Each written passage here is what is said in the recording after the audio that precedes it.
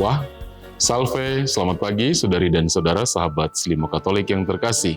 Masih bersama saya, Pastor Bartoloyan dalam Renungan Harian Selimo Katolik.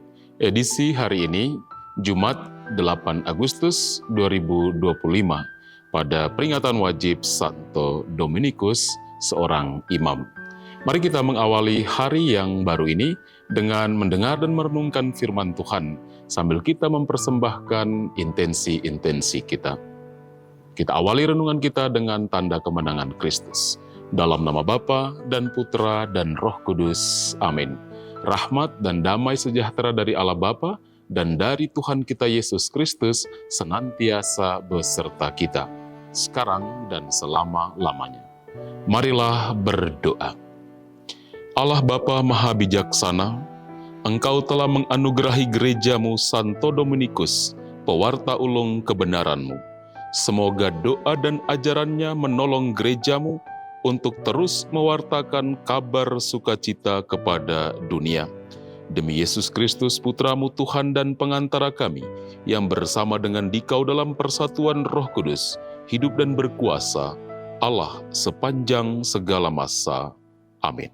Kita siapkan hati kita untuk mendengarkan sabda Tuhan. Tuhan bersamamu. Inilah Injil suci menurut Matius.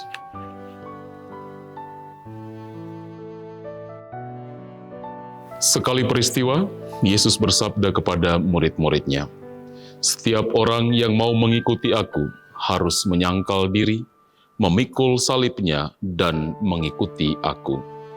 Karena barang siapa mau menyelamatkan nyawanya akan kehilangan nyawanya, tetapi barang siapa kehilangan nyawanya karena aku, ia akan memperolehnya.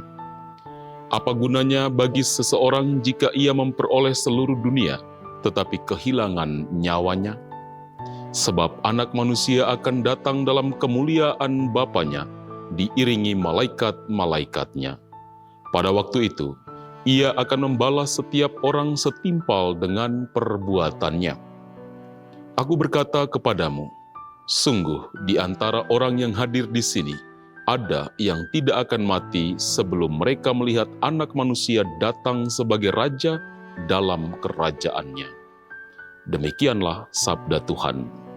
Saudara dan saudari sahabat Selimo Katolik yang terkasih, tema renungan kita pada hari ini menemukan hidup dengan menyerahkan diri. Dalam bacaan Injil yang baru saja kita dengarkan bersama, Yesus menyampaikan ajaran yang mengguncang hati kita semua. Setiap orang yang mau mengikuti aku, ia harus menyangkal dirinya, memikul salibnya, dan mengikuti aku. Pernyataan ini mengandung inti dari hidup kita sebagai orang-orang Kristiani. Mengikut Kristus bukan soal kenyamanan atau kemudahan, melainkan kesiapsiadiaan untuk menyangkal keinginan diri demi kehendak Allah. Yesus tidak menjanjikan jalan mulus, tetapi ia menjanjikan persekutuan yang mendalam dengannya dalam penderitaan yang justru akan menghantar kita kepada kemuliaan yang sejati. Yesus lalu menyampaikan paradoks yang indah. Barang siapa mempertahankan nyawanya, ia akan kehilangan nyawanya. Tetapi barang siapa kehilangan nyawanya karena aku, ia akan memperolehnya. Dunia seringkali mengajarkan kita untuk mencari diri, membangun citra, dan mengejar pengakuan. Namun Yesus membalikan semuanya itu. Hidup sejati justru ditemukan dalam penyerahan diri total kepada Allah.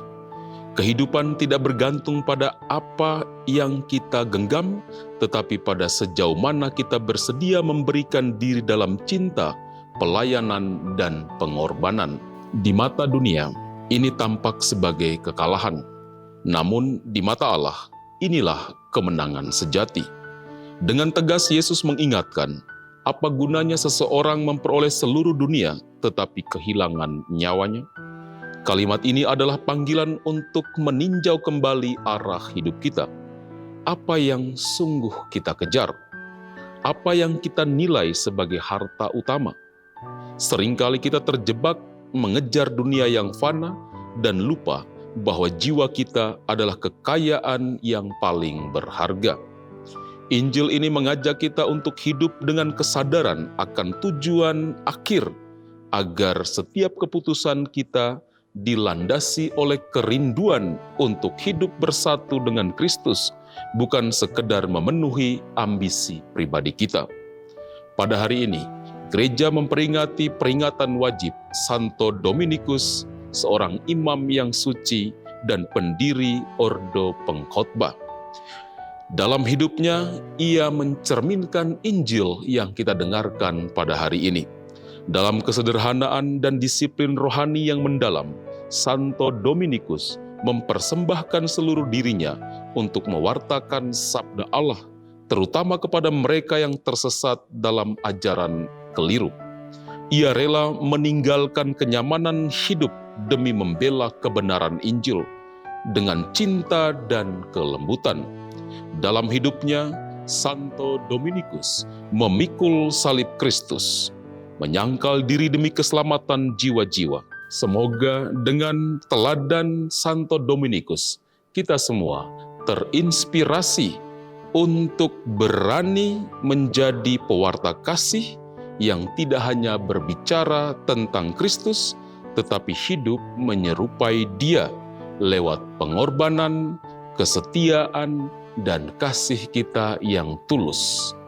Tuhan memberkati kita. Kita akhiri renungan kita dengan doa dan berkat Tuhan. Marilah berdoa.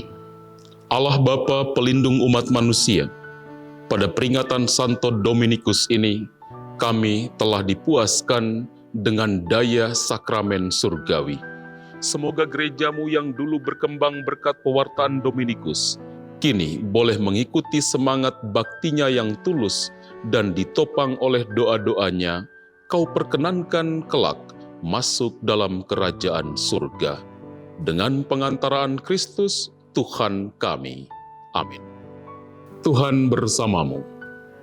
Semoga kita sekalian dalam seluruh aktivitas, karya pelayanan kita sepanjang hari ini, orang-orang yang kita kasihi dimanapun mereka berada, senantiasa dibimbing, dilindungi oleh berkat Allah yang Maha Kuasa, Bapa dan Putra dan Roh Kudus.